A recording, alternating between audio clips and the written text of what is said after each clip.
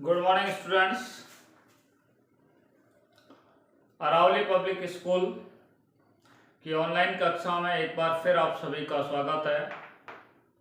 Dear student, last video में हमने आपको टैक्सोनॉमी के बारे में बताया। टैक्सोनॉमी क्या है, वर्गीकी क्या है। आपको बताया टैक्सोनॉमी जो है वह ग्रीक भाषा के दो शब्दों से मिलकर बना है, टैक्सिस प्लस नोमस।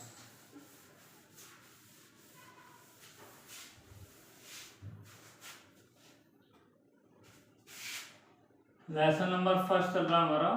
देखिए, टैक्सोनॉमी पे हम बात कर रहे थे। टैक्सोनॉमी ग्रीक भाषा के दो शब्दों से मिलकर के बना है। टैक्सोनॉमी को हिंदी में बोलते हैं वर्गीकीय।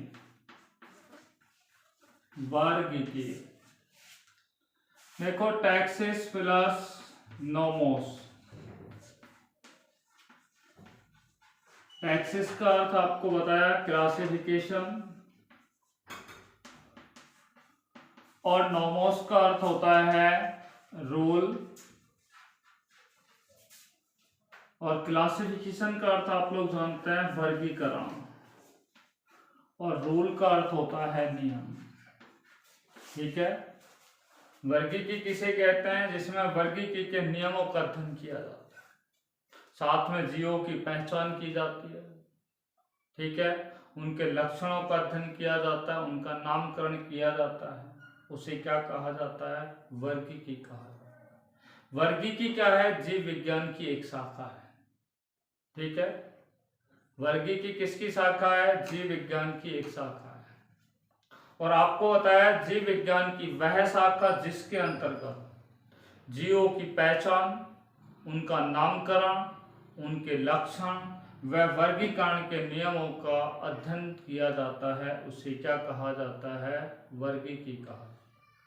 एक बार फिर दोबारा बता रहा हूं, जीव विज्ञान की वह शाखा जिसके अंतर्गत जीवों की पहचान, जीवों का नामकरण, ठीक है, उनके लक्षण और वर्गीकरण के नियमों का अध्ययन किया जाता है, उसे वर्गीकी कहा जाता है। आपको बताया कि कैरोलस लिनियस को वर्गीकी का जनक कहा जाता है। कैरोलस लिनियस को फादर ऑफ टैक्सोनॉमी भी कहा जाता है। देखिए, एपीजे कैंडोले नाम का वैज्ञानिक था, उन्होंने टैक्सोनॉमी शब्द का प्रयोग सबसे पहले किया। Taxonomy word used by APJ Candolle. APJ Candolle नाम के वैज्ञानिक ने टैक्सोनॉमी शब्द का उपयोग सबसे पहले किया। ठीक है, देखिए, उसके बाद मैंने आपको बताया वर्गीकी के आधार। ठीक है, देखिए, वर्गीकरण का आधार मैंने आपको पहले बताया कि वर्गीकरण के 4 आधार होते हैं। सबसे पहले जीवों की क्या की जाती है? पहचान की जाती है, आइडेंटिफिकेशन की जाती है। ठीक है, फिर उसके बाद जीवों का क्या किया जाता है? नामकरण किया जाता है, नॉमेनक्लेचर की जाती है। फिर उन जीवों के लक्षणों के बारे में जानकारी प्राप्त की जाती है, और तब जाकर के उन जीवों का क्या किया जाता है? वर्गीकरण किया जाता है। इसलिए आई लिखा है हमने आइडेंटिफिकेशन, एन का अर्थ होता है नॉमेनक्लेचर, सी का अर्थ होता है कैरेक्टराइजेशन, और इस सी का अर्थ होता है क्लासिफिकेशन।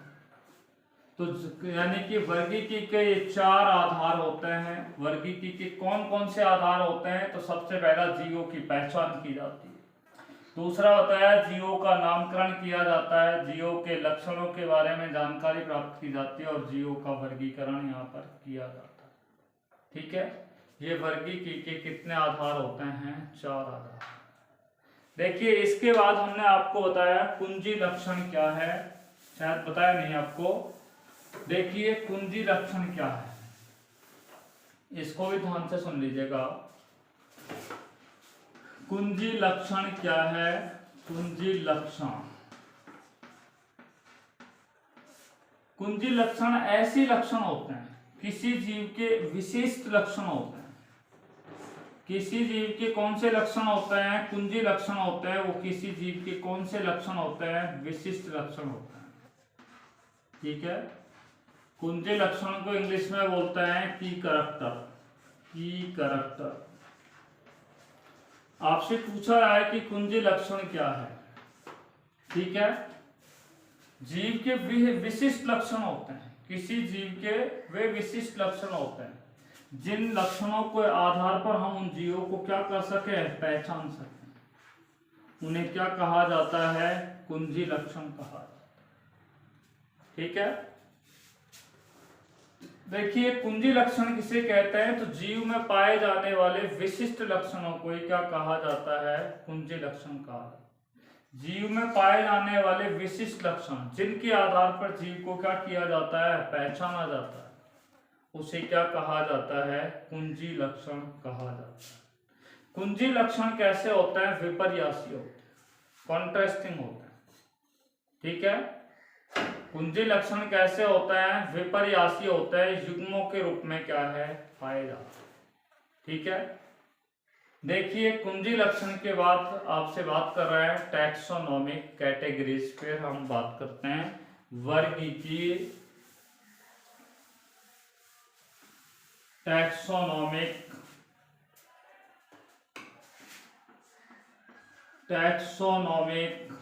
कैटेगरीज।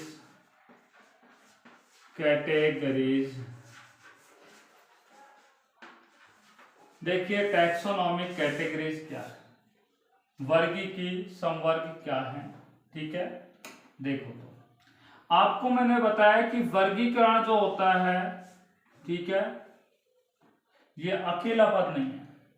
वर्गीकरण जो होता है वो अनेक पदों से मिलकर बना है।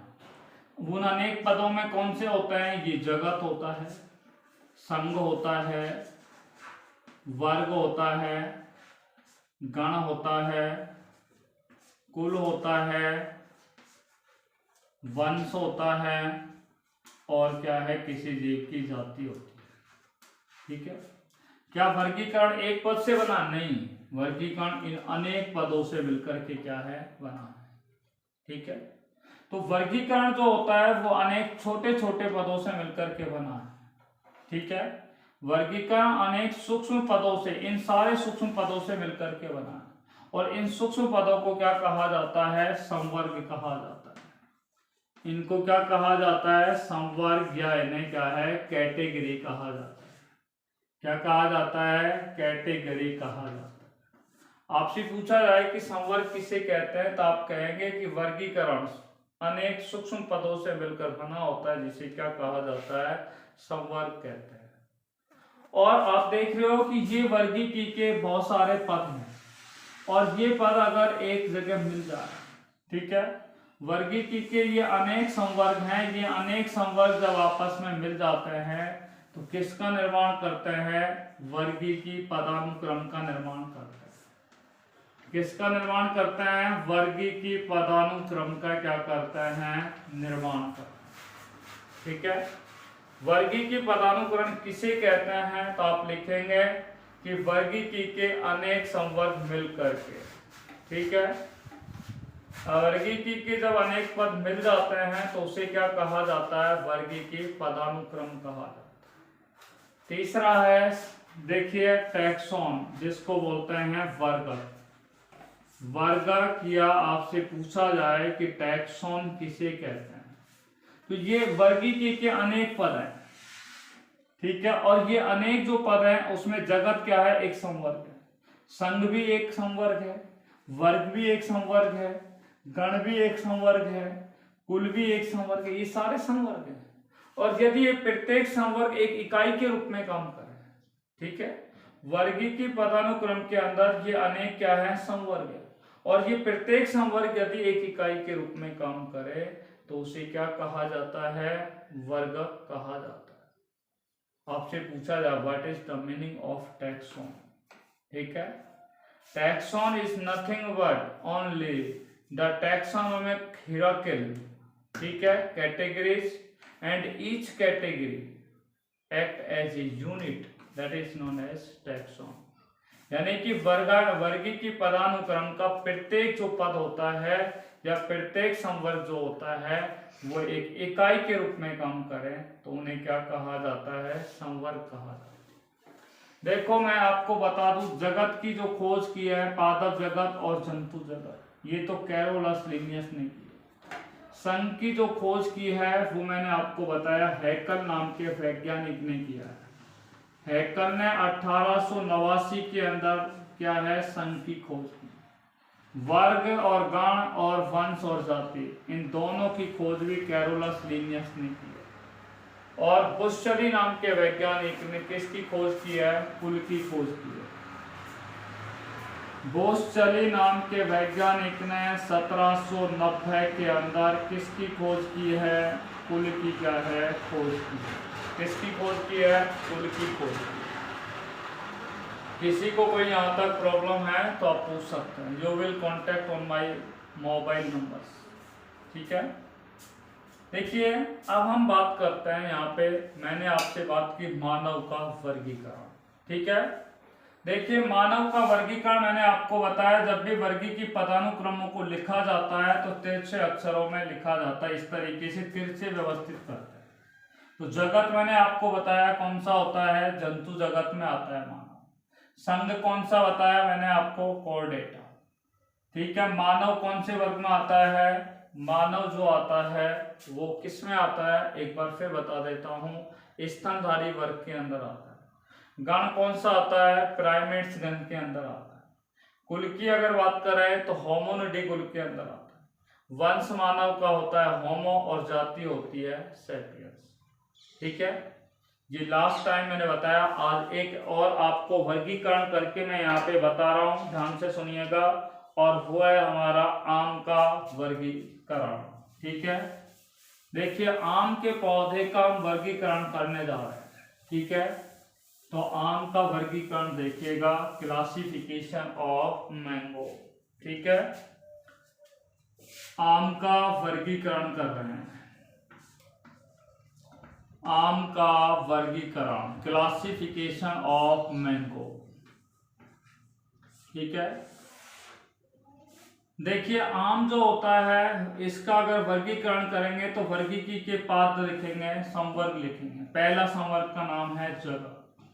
जगत जो होता है वो वर्गीकरण की सबसे बड़ी इकाई होती है। और आप अच्छी तरीके से जानते हैं कि आम जो है वो पादप जगत में आता है, जंतु जगत में नहीं आता। यहाँ पे हमने जगत लिख दिया पादप जगत, क्या लिख दिया, पादप जगत। देखिए जगत के बाद जंतुओं में हम लिखते हैं संघ, पर पादपों में हम क्या है, संघ के स्थान पर क्या लिखते हैं, विभाग लिखते हैं। क्या लिखेंगे, विभाग। तो आप क्या मुझे बता सकते हैं कि पादपों में, ठीक है, आम कौन सा पादप है, टेरिडोफाइटा पादप है या ब्रायोफाइटा पादप है या जिम्नोस्पर्म पादप है या आपका एंजियोस्पर्म पादप है। तो आप अच्छी तरीके से जानते हैं कि आम जो है वो एंजियोस्पर्म पादप है, आवर्तबीजी पादप है। कौन सा पादप है, एंजियोस्पर्म पादप है, ठीक है। तो विभाग हो गया हमारा एंजियोस्पर्म, ठीक है। देखिए विभाग के बाद आता है वर्ग। क्या आता है, वर्ग की बात करें तो आम का जो पौधा होता है वो आप लोग अच्छी तरीके से जानते हैं, ठीक है। कि एंजियोस्पर्म पादप दो प्रकार के होते हैं, या द्विबीजपत्री होते हैं या फिर एक बीजपत्री होते हैं। द्विबीजपत्री को बोलते हैं डाइकोटिलीडनी, एक बीजपत्री को मोनोकोटिलीडनी के नाम से जानते हैं। तो आप लोग जानते हैं कि आम जो है वो एक कैसा है, द्विबीजपत्री है, ठीक है। तो हमने देखो तिरछा लिखते आ रहे हैं इस तरीके से, तो वर्ग लिख दिया हमने, कौन सा लिखेंगे, डाइकोटिलीडनी, डाइकोटिलीडनी, ठीक है। देखिए वर्ग के बाद क्या आएगा, यहाँ पे गण के बारे में बात करेंगे, ठीक है। ये आपको यहाँ पर क्या है, याद करना पड़ेगा, ठीक है। देखिए सेपेंडेल्स, गण होता है सेपेंडेल्स, सेपेंडेल्स, ठीक है। गण कौन सा हो गया, आम का सेपेंडेल्स के नाम से इसके गण को क्या है, जाना जाता है। देखिए गण के बाद आम जो है वो किस कुल का पादप है, तो आप लोग अच्छी तरीके जानते हैं आम जो है वो अनाकार्डियेसी कुल का पादप है। अनाकार्डियेसी कुल का क्या है, पादप। अनाकार्डियेसी कुल का क्या है, ये पादप होता है। ठीक है, तो आम जो होता है वो अनाकार्डियेसी कुल का पादप है। इसके बाद अगला आता है हमारा वंश। वंश आप जानते हो मैंजीफेरा, कईयों में लिखा है मैंजीफेरा भी लिखा है, मैंजीफेरा। ठीक है, और जाति आप लोग जानते हो इंडिका लिखा है हम, मैंजीफेरा इंडिका। ठीक है, ये क्या है, हमने आम का वर्गीकरण कर दिया। आम कौन से जगत में आता है, पादप जगत में आता है। विभाग कौन सा है, एंजियोस्पर्म। वर्ग कौन सा आता है, डाइकोटिलीडनी। गण कौन सा है, सेपेंडेल्स। कुल कौन सा है, अनाकार्डियेसी। वंश कौन सा है, मैंजीफेरा। और जाति कौन सी है, इंडिका के अंतर्गत आता है। ठीक है, अब मैं आपको बता दूं, हम ये सभी जो वर्गीकी के पदानुक्रम है इन पर हम विस्तृत रूप से अध्ययन करने जा रहे हैं। और सबसे पहले हम बात करेंगे जाति के बारे में। ठीक है, तो सबसे पहले अब हम बात करने जा रहे हैं कि जाति क्या है, what is the meaning of species. ठीक है, देखिए तो हम इन सभी वर्गीकी के पदानुक्रमों का विस्तृत रूप से आपसे चर्चा करने जा रहे हैं, बात करते हैं। तो सबसे पहला है जाति। ठीक है, देखिए जाति क्या है, इस पर हम बात कर रहे हैं।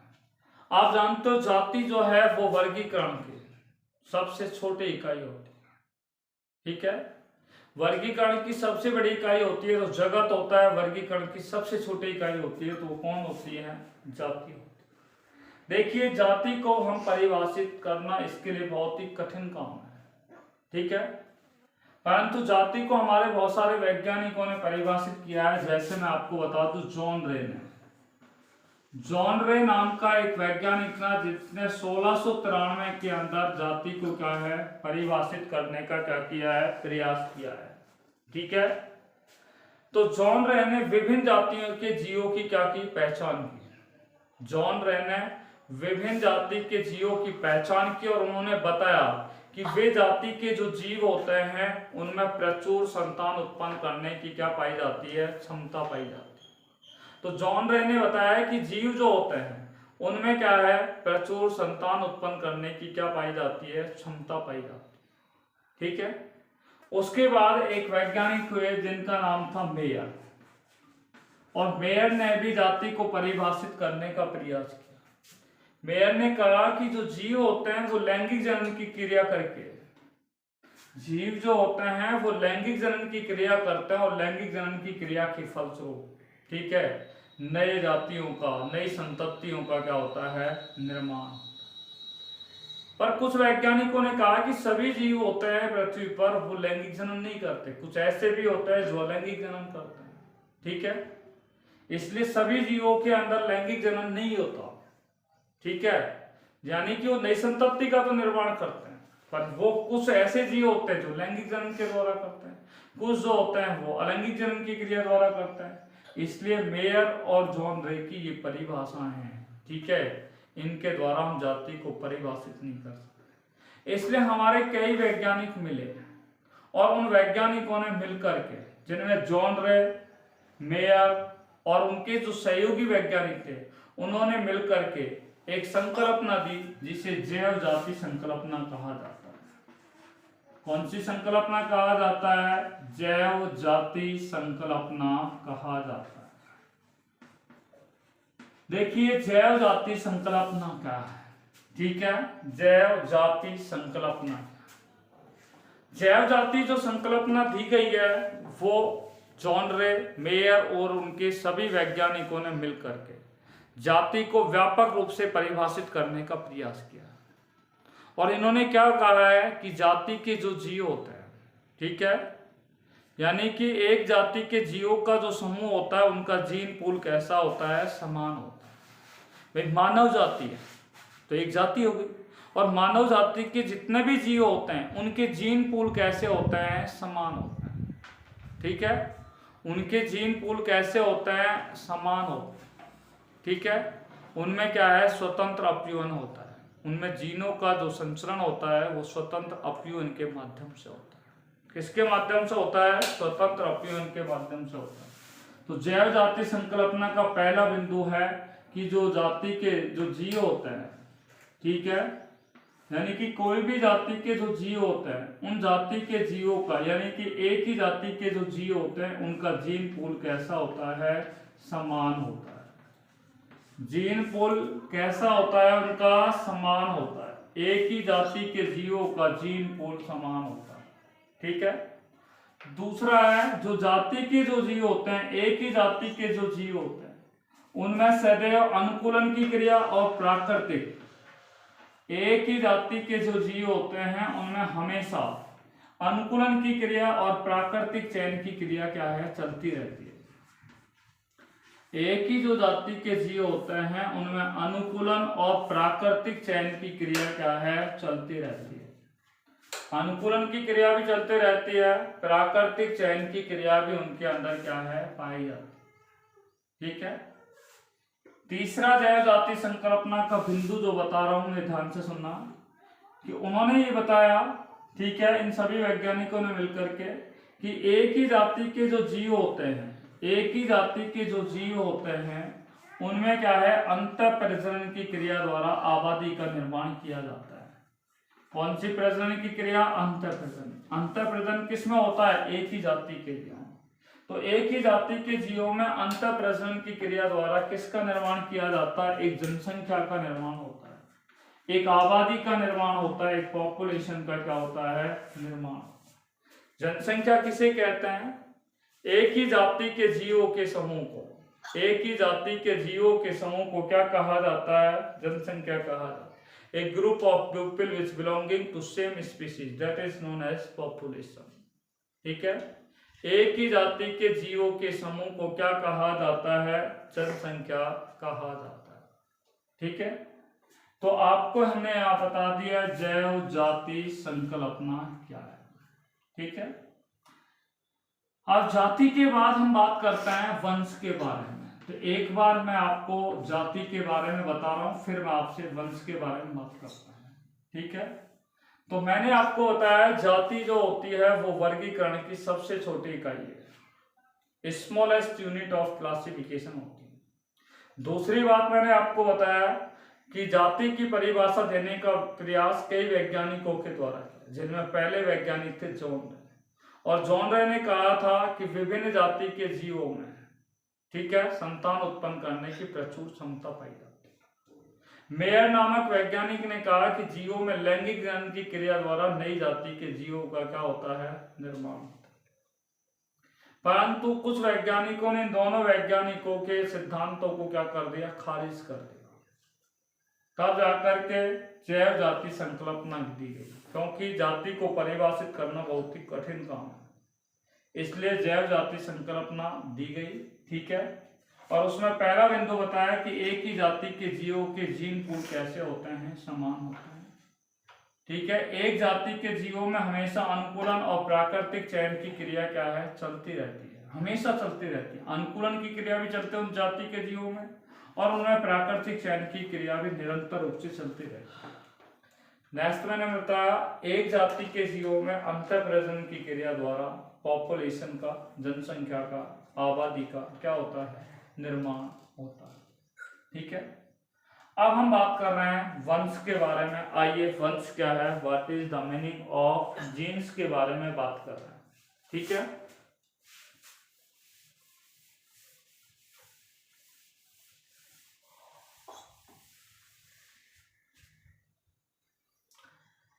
देखो वंश को समझने के लिए हम यहाँ पर आपको दो एग्जांपल दे रहे हैं, ठीक है। पहला एग्जांपल देखो शेर और चीता, ठीक है। पहला एग्जांपल हम दे रहे हैं शेर का और चीते का। शेर का जो वंश होता है उसका नाम है पैंथरा, टाइग्रिस, टाइग्रिस, और चीते का होता है पैंथरा लियो, ठीक है। आप देखिए शेर और चीता, इन दोनों के वंश कैसे हैं? समान है, परंतु ये दोनों की जातियां हैं, टाइग्रिस और लियो, ये भिन्न जरूर है, पर इन दोनों जाति के जीवों में क्या पाया जाता है? निकटतम संबंध पाया जाता है।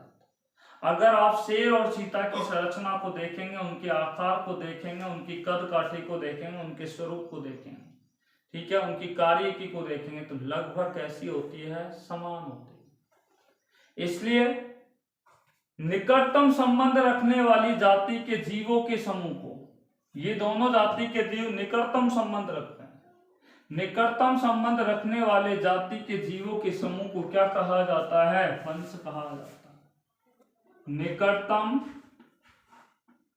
निकटतम संबंध रखने वाली,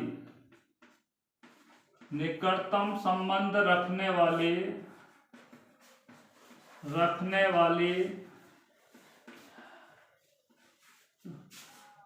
जाति के जीवों के समूह को, जाति के जीवों के समूह को, जाति के जीवों के समूह को, जीवों के समूह को क्या कहा जाता है? वंश कहा जाता है। समूह को क्या कहा जाता है? वंश कहा जाता है। निकटतम संबंध रखने वाली जाति के जीवों के समूह को क्या कहा जाता है? वंश कहा जाता है। देखो कुत्ता और भेड़िया है, कुत्ता और भेड़िया है, दोनों का वंश समान है, फैलिस वंश के अंदर आता है, ठीक है, परंतु उनकी जो जातियां हैं वो दोनों कैसी हैं? भिन्न भिन्न है। दोनों की जातियां कैसी होती हैं? भिन्न भिन्न होती हैं। कुत्ते की जाति भी भिन्न होती है, ठीक है, और भेड़िए की जाति भी भिन्न होती है, परंतु दोनों का जो वंश होता है, ठीक है, दोनों का जो वंश होता है वो कौन सा होता है? फैलिस नहीं होता, फैलिस तो कुल होता है, मैं गलत बोल गया आपको, वो होता है कैनिस। तो उनका कैनिस वंश क्या है? दोनों को समान है। पर भेड़िया और कुत्ते को अगर आप देखेंगे तो आकार की दृष्टि से, आकृति की दृष्टि से, कार्यकी की दृष्टि से लगभग कैसे होते हैं? एक दूसरे के लगभग समान होते हैं, ठीक है। इसलिए हमने क्या बोला? निकटतम संबंध रखने वाली जाति के जीवों के समूह को क्या कहा जाता है? वंश कहा जाता है। क्या कहा जाता है? वंश कहा जाता है, ठीक है। तो अब तक हमने दो बिंदुओं पर बात कर ली, जाति और वंश। जाति और वंश के बाद हम बात कर रहे हैं कुल के बारे में, ठीक है। देखो कुल को परिभाषित करने के लिए हम आपको बता रहे हैं, शेर है, चीता है, ठीक है। शेर और चीता दोनों लगभग कैसे हैं? समान वंश है। आप देख रहे हैं शेर का भी और चीते का भी, ठीक है। तो समान लक्षण रखने वाले इन दोनों के लक्षण कैसे हैं? समान है, ठीक है।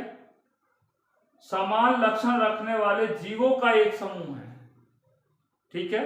समान लक्षण रखने वाले वंशों के समूह को, ठीक है। वंश कौन सा है? शेर का, चीते का, दोनों का पैंथरा पैंथरा। तो समान लक्षण रखने वाले वंशों के समूह को क्या कहा जाता है? कुल कहा जाता है, ठीक है। दोनों किस कुल में आते हैं? फैलिडी कुल के अंदर आते हैं। यहां तक कि बिल्ली जो होती है वो भी फैलिडी कुल के अंदर आती है। बिल्ली भी किसके अंदर आती है? फैलिडी कुल के अंदर आती है, क्योंकि बिल्ली की जो शेप साइज होती है, रंग रूप होता है, ठीक है, आकार की कार्य की होती है, वो शेर और चीता के लगभग समान होती है। मैंने क्या बोला? समान लक्षण रखने वाले वंशों के समूह को क्या कहा जाता है? कुल कहा जाता है, ठीक है। अभी मैं एक उदाहरण और दे रहा हूं। समान लक्षण रखने वाले, समान लक्षण रखने वाले वंशों के समूह को, वंशों के समूह को क्या कहा जाता है?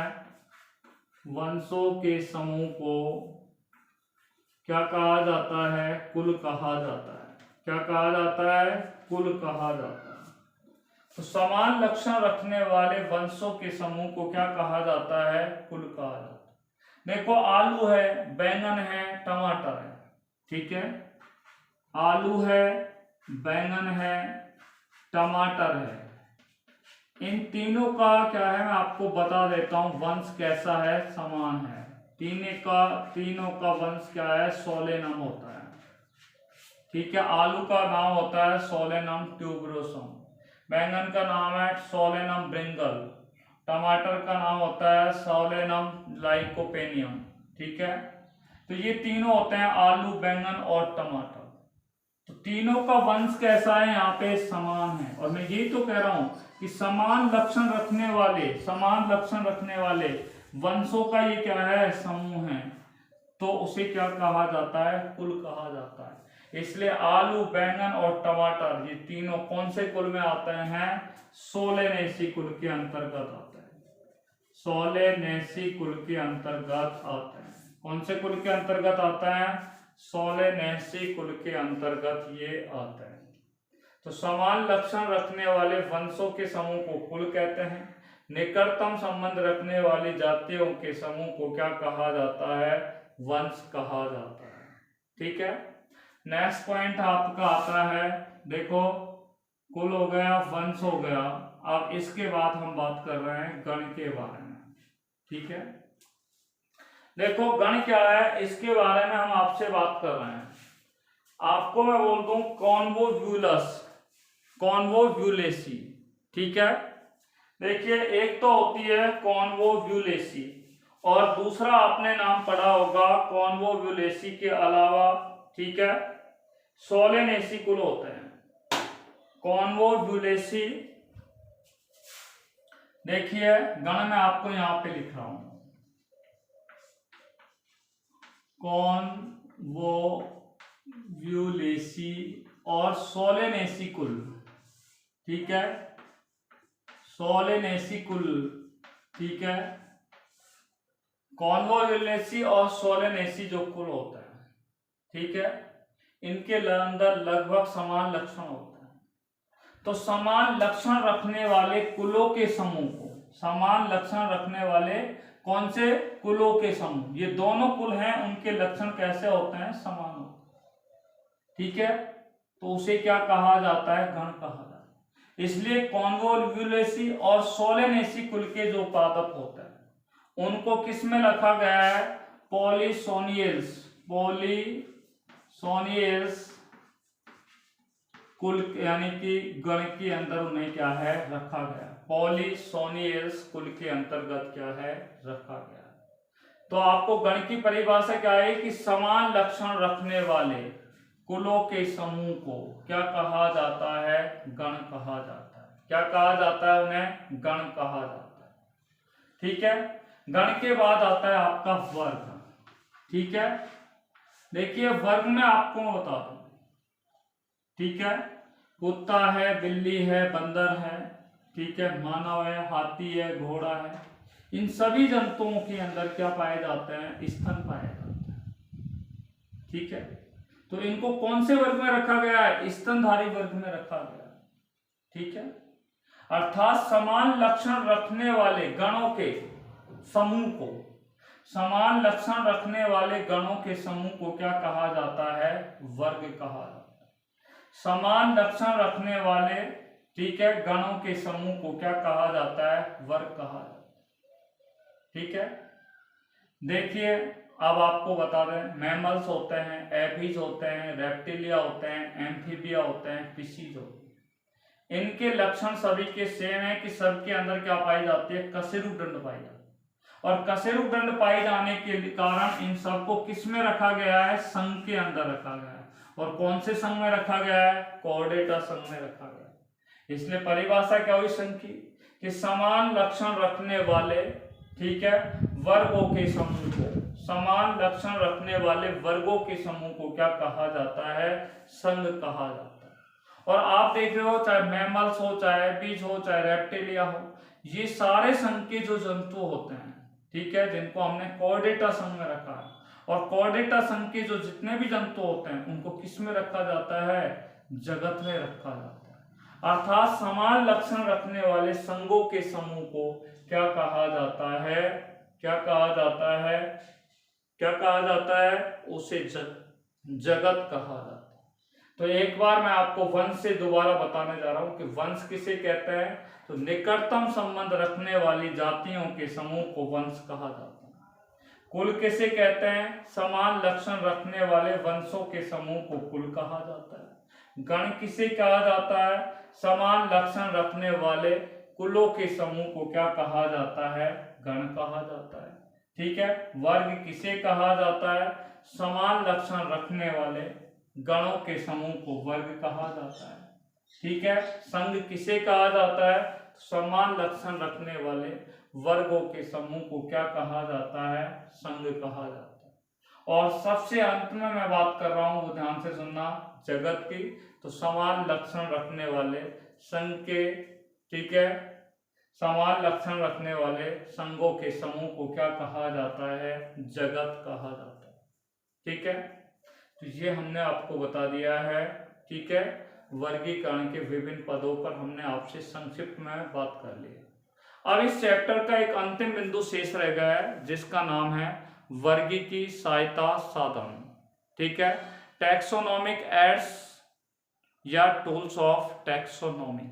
ठीक है। डियर स्टूडेंट, नेक्स्ट वीडियो में हम इन सभी टैक्सोनॉमिक एड्स पर आपसे चर्चा करेंगे। Till then, all of you take care by corona, be safe, be happy, thanks very much.